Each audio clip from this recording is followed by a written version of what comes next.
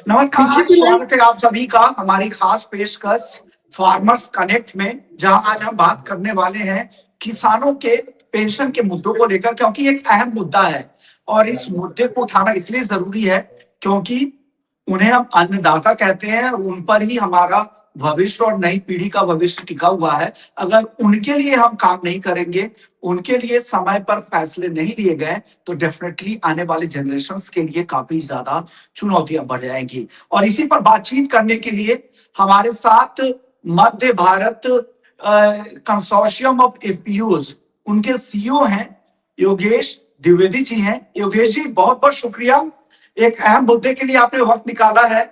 आप मध्य प्रदेश और छत्तीसगढ़ यहाँ पर बड़े स्केल पर किसानों को रिप्रेजेंट कर रहे हैं। कई सारे संगठन हैं जो फार्मर्स प्रोड्यूसर्स एसोसिएशन हैं, वो उनका पूरा कंसोर्शियम है जिसको आप रिप्रेजेंट कर रहे हैं। तो एक बड़े तबके को आप रिप्रेजेंट कर रहे हैं और सबसे ज्वलंत मुद्दा है किसानों को लेकर कि उनकी आमदनी कैसे बढ़ाई जाए और साथ साथ जब वो सेवानिवृत्त हो जाए, जब इस हालत में नहीं रहे कि वो अपने खेतों में या किसी और के खेतों के लिए काम कर पाए, तो उनके पास जो उनके जीवन यापन करने के लिए वो पैसे कहां से आएंगे। ये बहुत ही अहम मुद्दा है और आप लोगों ने जो पहल की है उसके लिए मैं बधाई भी देना चाहूंगा कि आपने नेशनल पेंशन सिस्टम के जरिए उन किसानों को भी जोड़ने की कोशिश की है। ये पूरी प्रक्रिया क्या है, किसानों को कैसे फायदा होगा, किसानों का कंट्रीब्यूशन क्या होगा, उसके बारे में डिटेल से बताइए ताकि जो किसान अभी उन जागरूक नहीं है वो भी जागरूक हो पाएंगे। जी नमस्कार विश्वमोहन जी। और ये बहुत ही महत्वपूर्ण विषय है जिसपे आप आज चर्चा करने का, हमें अपना बात रखने का आपने मौका दिया है। और ये किसानों से, छोटे किसानों से जुड़ा हुआ एक ऐसा मसला है जो शायद उनको, जब वो आय करने की उनकी सामर्थ्य जो है या इनकम जो काम करने की जब सामर्थ्य उनकी जो है वो कम हो जाती है या खत्म हो जाती है, जब वो वृद्ध हो जाते हैं। किसान जब तक मेहनत करता है तब तक तो वो कुछ न कुछ कमाता रहता है, लेकिन एक समय, एक जीवन के पड़ाव में एक समय ऐसा आता है कि वो असहाय हो जाता है, वो खेतों में काम करने की स्थिति में नहीं रहता है। पहले एक संयुक्त परिवार का, चूंकि एक भारतीय जो समाज में संयुक्त परिवार का परंपरा थी और जहाँ पे कि बुजुर्गों का जो होते थे उनको देख रेख करने के लिए परिवार के लोग होते थे। लेकिन अभी व्यवस्थाएं, सामाजिक परिवेश काफी बदल गया है और अभी ये देखा जा रहा है कि जो संयुक्त परिवार से लोग जो है एक न्यूक्लियस और सिंगल फैमिली तब उसमें आ रहे हैं, लोग माइग्रेट कर रहे हैं, गांव से शहरों की तरफ आ रहे हैं। तो जो बुजुर्ग हैं वो घरों में छूट जाते हैं और वहां पे अगर उनके पास कोई आमदनी का साधन नहीं होता तो उनकी जीवन जो है वो बहुत ही दुष्कर हो जाता है, बहुत ही वो पीढ़ी होता, एक प्रॉब्लम से वो घिरा रहता है।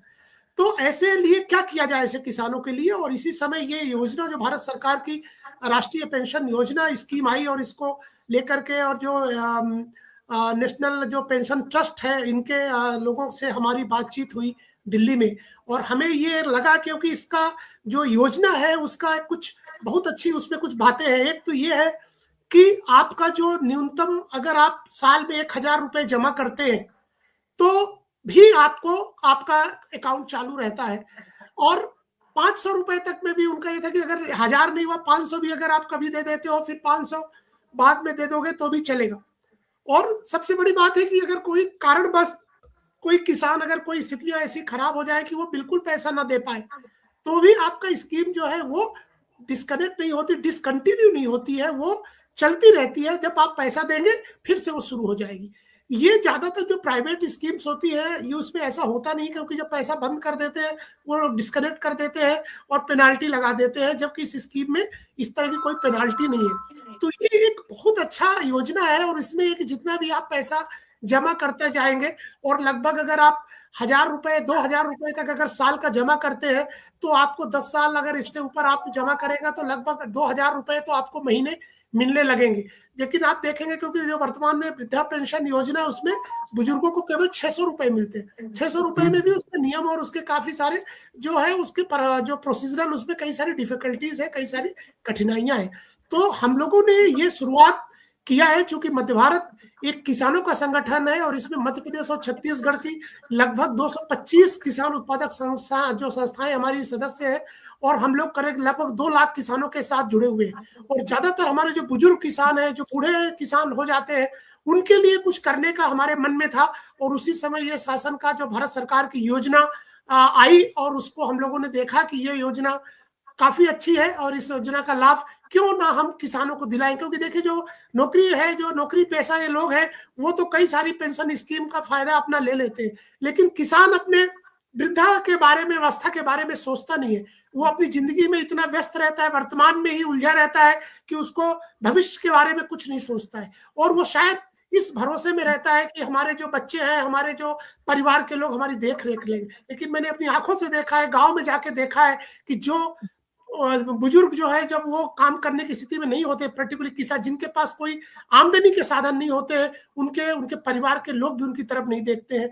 कई सारे ऐसे बुजुर्गों को हमने देखा है जो कि भगवान भरोसे, जिनको कि घर में पड़े हुए हैं, बहुत ही असहाय और बहुत ही दयनीय स्थिति में उनका जीवन व्यतीत हो रहा है। और उसी बात को ध्यान में रखते हुए हमने शुरू किया है। इस वर्ष हमने लगभग 1500 किसानों को इससे जोड़ा है, और हमारा लक्ष्य ये है कि हम 50,000 किसानों को इस योजना से जोड़ेंगे। और इसमें दूसरी बात यह है कि जो हमने पहला, इसमें जो इंस्टॉलमेंट है, जो पहली जो किस्त है, उसका 1000 रुपए हम लोग, जो हमारी आमदनी, जो हम लोग व्यवसाय, कृषि व्यवसाय किसानों के साथ कर रहे हैं, उसमें जो लाभ है, उसमें से 1000 रुपए हम लोग बचा करके और किसानों का हम अकाउंट खुलवा रहे हैं।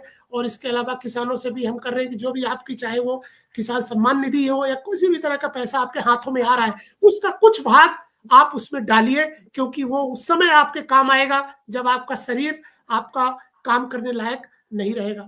तो ये काम हम कर रहे हैं, और आपके माध्यम से चाहेंगे कि ज्यादातर किसानों तक ये बात पहुंचे और लोग जो राष्ट्रीय पेंशन योजना जैसी योजनाओं से लोग जुड़ सके।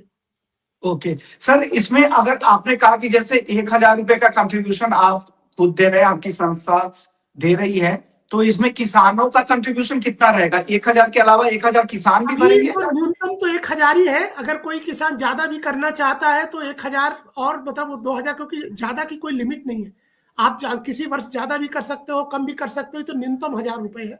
तो अभी तो किसान 1000 रुपए ही करेंगे, क्योंकि मैंने जैसे बताया कि किसान भविष्य के बारे में नहीं सोचता है। जब कोई पैसे, आप नौकरी पेशा से बात करेंगे और जब है शहरों में रहे, तो वो लोग अपना क्या होगा, हम बूढ़ बुजुर्ग, वो पेंशन के बारे में सोचते हैं। किसान को ये लगता है, क्योंकि गांव में ऐसा व्यवस्थाएं थी, पारिवारिक ऐसी हमारा सिस्टम ऐसा था फैमिली का, कि जहाँ की बुजुर्गों की देख रेख हो जाती थी, तो वो उसके बारे में नहीं सोचता है। और शायद उनके पास उतना बचत भी नहीं हो पाता, क्योंकि सामाजिक उनकी जो पारिवारिक जवाबदारियां हैं, जो उनके खर्चे हैं, वो आमदनी से कहीं ज्यादा रहते हैं। इसीलिए उनकी एक डेफिसिट इकोनॉमी रहती है। फिर भी किसानों को ये समझाइश की बात है कि अगर आप 1 रुपए कमा रहे हो, तो उसमें से 10 पैसे जो है आपको अपने भविष्य के लिए सुरक्षित रखना है। तो अभी किसान 1000 से शुरू कर रहे हैं। धीरे धीरे किसान जब इसके महत्व को समझेंगे तो और भी पैसा इसमें जमा करेंगे।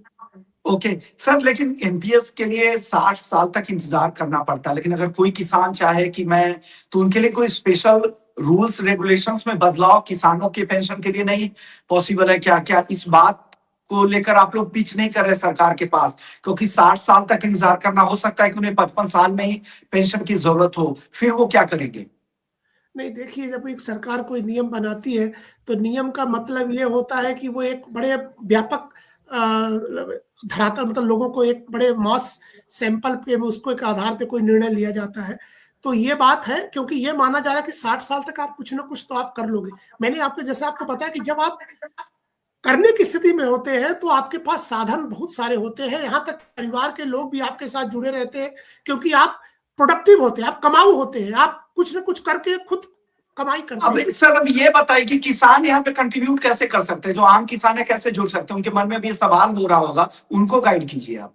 नहीं, मैं तो किसान का एक बड़ा सिंपल है, ये तो आजकल ऑनलाइन भी हो गया है, और आपके जो बैंक नजदीकी पोस्ट ऑफिस है और जिस बैंक में आपका खाता खुला हुआ है, उस बैंक से भी आपका है। यहाँ तक कि आपके खाते से इसमें ऑटोमेटिक रिडक्शन का भी सुविधा है। आपके पेटीएम, अगर जो आपके बच्चे चला रहे हैं, वो भी आपके खाते में अपना कंट्रीब्यूशन डाल सकते हैं। तो हमारे किसान थोड़ा सा पेटीएम और इसमें पर्टिकुलरली थोड़ा संकोच करते हैं, क्योंकि बहुत सारे साइबर फ्रॉड वगैरह भी होते हैं। लेकिन आपका जो भी बैंक अकाउंट है, उस बैंक अकाउंट में इसको हम लोग एक ऑटो पेमेंट का एक्टिवेशन करा लेंगे, तो वो ऑटोमेटिक हो जाता है बैंक से जब आप जाएंगे वहां पे, और हमारी टीम जैसे यहाँ पे है, और आप जब स्कीम ये लेंगे, इसका फॉर्म वगैरह ऑनलाइन इसका फॉर्म भरा जाता है, और आपके साथ जिस भी संस्था या कोई भी वहाँ पे एजेंसियां जो काम कर रही हैं वो इस काम में मदद कर सकती है। जैसे मध्य प्रदेश का और छत्तीसगढ़ का अगर केस है तो मध्य भारत इसके लिए बिल्कुल हमें सहर्ष इस तरह के सेवाएं देने में हमें खुशी होगी, जिसका कोई भी शुल्क किसान से किसी भी तरह का शुल्क नहीं लिया जा रहा है, और हम उसको फ्री ऑफ कॉस्ट किसानों के कल्याण के लिए हम चाहते हैं कि इससे ज्यादा से ज्यादा किसान जुड़े। तो ये आपके जो मेंबर्स हैं, जो आपके फार्मर्स हैं, जो आपके संगठन के, उनके लिए आप पहली किस्त आप भर रहे हैं? तमाम मेंबर्स के लिए पहली किस्त भर रहे हैं सर? 1000 रुपए जो भर रहे हैं पहली किस्त? ये जो जानकारियां हैं ये तो सबके लिए खुली है, कैसे करना है एनपीएस पोर्टल के माध्यम से, कैसे ऑनलाइन जुड़ना है, ये सब कर देंगे। लेकिन सामान्यतः एक छोटे किसान के लिए किसी पोर्टल में जाकर के स्वयं पंजीयन कराना सबके लिए उतना ज्यादा आसान नहीं होता है। तो जो पढ़े लिखे गांव के बच्चे हैं, और अब जैसे आपके जैसे चैनल के माध्यम से हम कि एनपीएस, अगर आप गूगल में टाइप करके और इंटर मारते हैं, एनपीएस की वेबसाइट खुलती है, उसमें पंजीयन का ऑप्शन रहता है, तो वो आप उसके माध्यम से कर ले। अभी सरकार क्या कर रही है, एजेंट भी इस तरह के तैयार कर रही है, जैसे एफपीओस को भी एजेंट बनाया जा रहा है, उसको कुछ उनको उसके बदले थोड़ा बहुत उनको कुछ पैसे भी मिलेंगे, ताकि वो अपने लोगों, क्योंकि लोग रखेंगे बात कर, उसके लिए खर्चा आएगा तो कहाँ से वो पूर्ति होगी।